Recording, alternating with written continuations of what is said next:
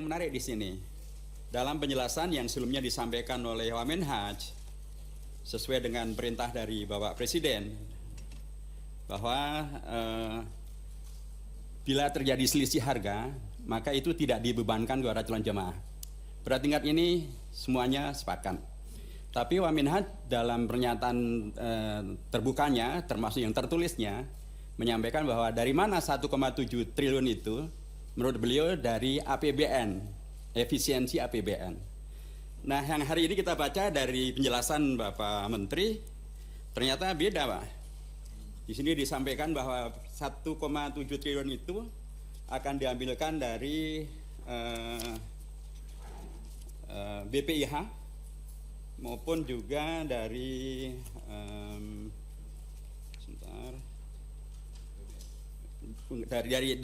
dari BPIH, komponen biaya penerbangan jemaah haji bersumber dari BPIH, sementara biaya petugas kloter bersumber dari APBN. Ini tentu dua hal yang tidak serta-merta sama, Pak. Yang semula dinyatakan akan diambil dari APBN, tapi ini kemudian dinyatakan bahwa komponen biaya penerbangan haji bersumber dari BPIH, termasuk bila itu disebutkan dikaitkan dengan kenaikan biaya aftur. Nah, ini tentu memerlukan satu penjelasan yang sama gitu ya, yang terbuka, supaya tidak terjadi kesimpang siuran, termasuk juga agar hal semacam ini pun juga dibahas secara terbuka, yang hari ini saya kira akan dibahas. Dan ini tentu mempunyai dampak yang juga tidak mudah. Ini bagian dari yang saya sebutkan belum selesai dalam persiapan penyelenggaraan haji, dan karenanya menurut saya inilah yang harusnya diprioritaskan oleh Kemenhaj untuk dibahas dan diselesaikan, bukan mewacanakan tentang war ticket, karena itu belum, dalam bahasa Arabnya belum aulawiyat, belum menjadi prioritas. Prioritas sekarang adalah dalam rentang waktu tinggal 1 minggu ini, beragam PR belum terselesaikannya permasalahan haji, hendaknya itu yang menjadi fokus untuk diselesaikan. Dan permasalahan ini juga akan kemudian berdampak kepada bila pembahasannya ternyata tidak mudah dan atau tidak cepat, karena ini melibatkan keuangan yang sangat besar dan juga melibatkan tentang pemahaman yang disampaikan oleh Pak Wamenhaj dengan Pak Menteri ternyata tidak sama. Wamenhaj sepenuhnya menghendaki itu dari APBN, sementara dari yang disampaikan oleh Bapak Menteri Haji tadi ternyata tidak sepenuhnya dari APBN, tapi bersumber dari BPIH, dan BPIH itu tentu bukan APBN. Nah, terkait dengan hal ini, sekali lagi saya berharap agar inilah yang jadi prioritas oleh Kemenhaj. Belum mewacanakan hal yang lain yang ya kita sepakat untuk nanti akan ada perbaikan, dan itulah yang menjadi komitmen Komisi 8. Mengapa kita menyepakati akhirnya adanya Kementerian Haji, bukan sekedar badan penyelenggara haji, karena ada yang terkait dengan keinginan untuk melakukan perbaikan. Seandainya kita tidak ngotot untuk menghadirkan Kementerian Haji, mungkin Bapak nggak jadi menteri dan wakil menteri, masih jadi kepala badan dan wakil kepala badan. Jadi kita sepakat bahwa kita ingin yang lebih baik, tapi timing juga sangat dipentingkan. Dan eksekutif, sesuai dengan namanya eksekutif, menteri adalah eksekutif, rumpun eksekutif, kita rumpun legislatif, tentu adalah untuk melakukan eksekusi. Wacana, kalaupun diwacanakan, hendaknya adalah yang sudah bisa dieksekusi. Kalau belum bisa dieksekusi, hendaknya belum diwacanakan, sampai bisa dilaksanakan eksekusinya. Karena ini juga terkait dengan tadi war ticket tadi. Karena kalau yang kita baca dari pernyataan Wamenhaj, baik yang secara lisan maupun tertulis, yang saya dikirimi tulisannya, itu beliau menyampaikan bahwa war ticket itu nanti tidak mengganggu antrian yang sudah ada. Itu akan diberlakukan kepada penambahan kuota haji yang didapatkan oleh Kemenhaj. Nah, pertanyaannya, apakah serta-merta demikian?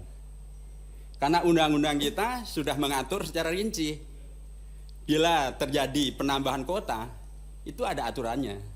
Dan aturan itu dengan amat sangat jelas disebutkan dalam undang-undang tentang haji dan umroh. Inilah yang kemarin menjadi kasus dengan Pak Menteri pada periode kemarin. Gara-gara aturan yang ada tentang pembagian kuota 92%, 8% tidak terlaksana, jadilah kasus. Aturan yang ada sekarang masih mengatur demikian. Jadi kalaupun misalnya akan ada pembahasan tentang war ticket dengan segala permasalahannya, tentu itu akan sangat terkait dengan aturan hukum yang ada.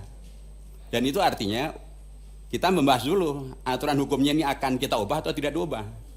Dan itu pasti tidak mungkin sekarang. Dan itulah karenanya tidak ada urgensinya membahas tentang war ticket sekarang ini. Karena ada aturan hukum yang mengatur yang tidak memungkinkan untuk sekarang ini war ticket dengan yang tadi sampaikan oleh Pak Wamen ini terkait dengan bukan antrian yang ada, tetapi terkait dengan penambahan kuota bila ada. Dan terkait dengan penambahan kuota, itu sudah berkali-kali kami sampaikan dalam rapat kerja di Komisi 8 ini, saya dan kawan-kawan yang lain sudah menyampaikan beragam opsi. Kita sepakat bahwa penting untuk memangkas daftar antri yang berkepanjangan ini, dan kali ini kita sepakat menjadi disamakan menjadi 26 tahun. Dan sudah berkali-kali kami sampaikan, termasuk juga menjadi keputusan di Komisi 8, memangkas daftar tunggu itu dimungkinkan bila salah satu di antaranya memang adalah terjadi penambahan kuota. Penambahan kuota itu bagaimana? Itulah yang dalam pembahasan tentang revisi undang-undang tentang haji kami sampaikan bahwa tugas daripada diplomasi haji mestinya tidak hanya yang terkait dengan penyelenggaraan haji itu sendiri, termasuk diplomasi haji adalah untuk mendapatkan tambahan kuota haji. Beragam cara yang bisa dilakukan.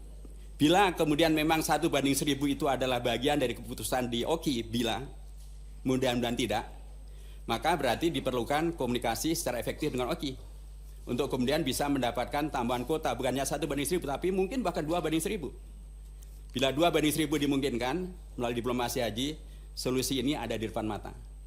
Atau bila kemudian kuota haji Indonesia adalah kaidahnya ada 1:1000, maka jemaah haji Indonesia selama ini belum mendapatkan kuota yang semestinya. Karena jumlah penduduk muslim Indonesia ternyata bukan 221 juta. Tapi menurut BPS jumlahnya sekitar 248 juta. Itu artinya diplomasi haji yang harus dikerjakan oleh Kementerian Haji untuk mendapatkan selisih angka ini.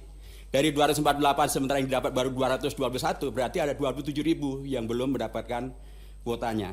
Yang ketiga yang sudah mulai dilakukan oleh kawan-kawan di Komisi 8 juga, yaitu diplomasi haji melalui lobby terhadap negara-negara yang kuota hajinya tidak terpakai agar bisa dikerjasamakan dengan Indonesia untuk dipakai oleh Indonesia. Itu bagian dari diplomasi haji. Nah, ini ada sesuatu, diplomasi haji untuk bisa mendapatkan tambahan kuota sesuatu, tapi aturan yang sudah ada itu sesuatu yang lain. Jadi kalaupun nanti mendapatkan tambahan kuota, tetap saja agar tidak terulang kasus yang kemarin ini, pemberlakuannya tetap merujuk kepada undang-undang yang ada. Kecuali kita nanti sepakat perubahan undang-undang diubah. Sekarang yang ada adalah undang-undangnya memberikan kuota 92% untuk haji reguler, 8% untuk haji khusus.